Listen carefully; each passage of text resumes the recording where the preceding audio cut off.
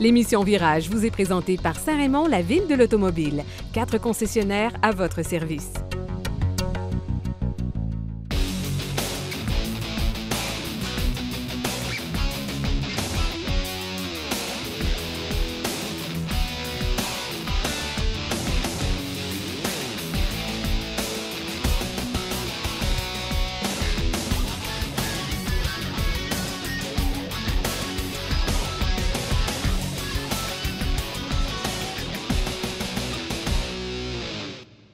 Bienvenue à Virage. Aujourd'hui, à l'émission, nous avons plusieurs choses à vous présenter. On va vous parler de la BMW Série 3 version branchable, la 330i que nous avons ici même en studio. Jean Grégoire va être avec nous déjà pour nous parler pneus d'hiver.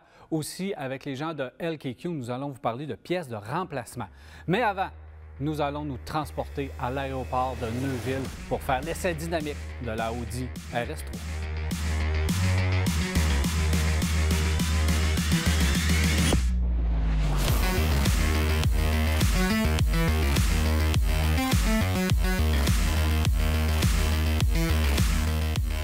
Jacques, je te dis qu'on va avoir du fun aujourd'hui et au cours des prochaines semaines parce qu'on a profité de la tournée Audi Sport pour faire l'essai de quelques-uns de leurs véhicules haute performance, donc notre connotation RS, si on veut.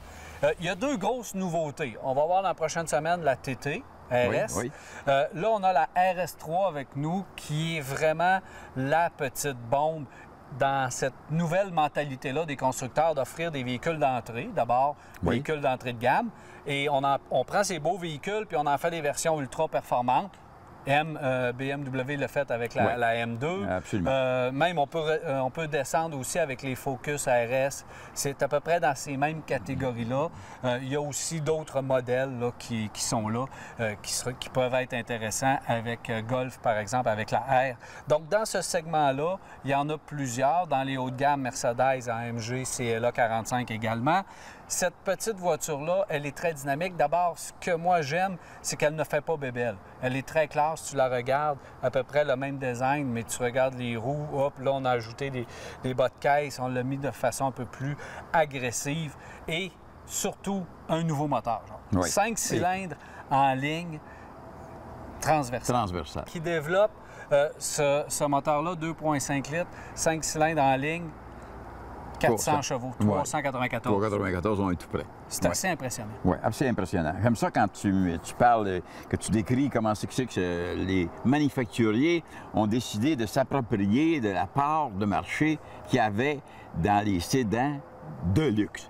Petits sédans de luxe. Et on a réussi chez Audi à faire quelque chose de drôlement intéressant.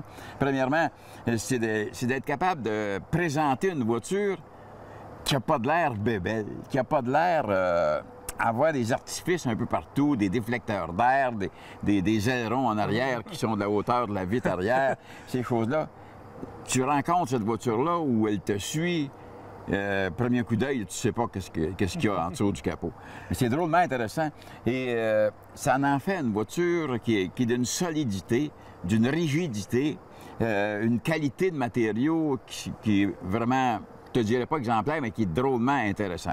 Ce que j'aime de la façon dont Audi ont préparé cette voiture-là, ont décidé de placer le moteur transversalement, c'est que ça permet d'ajouter du poids un petit peu plus sur l'essieu avant, parce qu'on sent que le moteur est basculé un peu plus vers l'avant du véhicule. La longueur qu'il y a ici en avant se prêtait mieux à un véhicule avec moteur transversal.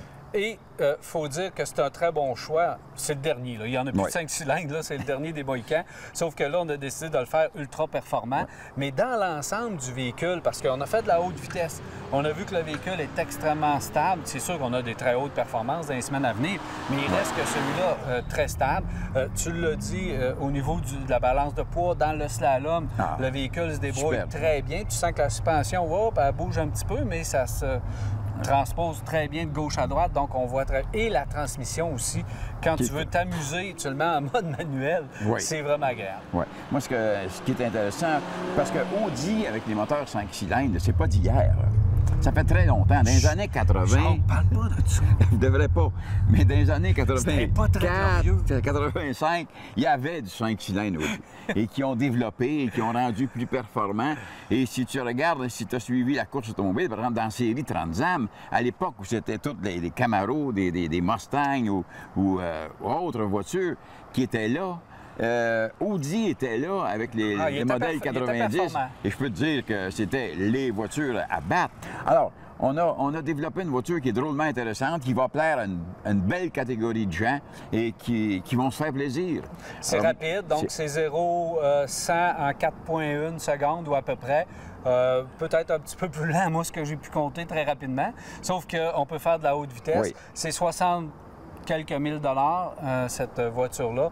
Alors, dans ce segment-là, c'est plus rapide que la CLA AMG 45, c'est plus rapide que la M2 en accélération et les autres. Donc, c'est une des plus performantes dans cette catégorie-là. Et oublions pas que c'est de la dimension d'une Mazda 3, d'une Corolla, cette voiture-là. À peu près. Et quand on parle de performance et de, des 0-100 dans les 4 secondes, etc., les gens, après que tu l'as, après que tu as acheté une voiture de cette performance-là, tu n'es plus obligé de prouver à personne que tu as une voiture performante. Tu l'as.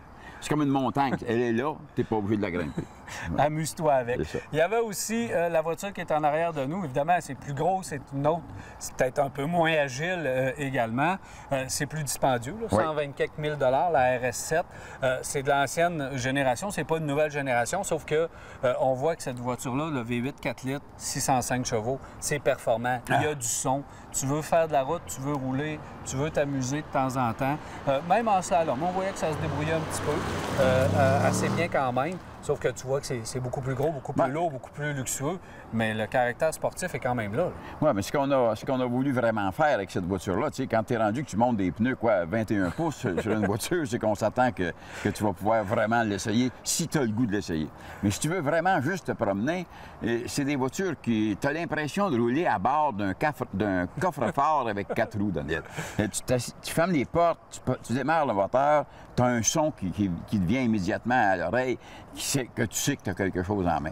Alors, le volant, les sièges, le rendement en général, la performance, il ne faut pas oublier que ces voitures-là, lorsqu'on les développe, on pense aussi beaucoup au niveau du conducteur. Et ces voitures-là sont d'une rigidité qui fait que toutes les vibrations passent au travers le siège et on les ressent dans la colonne vertébrale. Et ça, là, c'est le signe d'une voiture haut de gamme, haute performance. Jacques, il en reste encore des voitures, on va les s'amuser avec. Ici, à l'aéroport de Neuville, on a l'endroit idéal pour le faire. Absolument. Plaisir.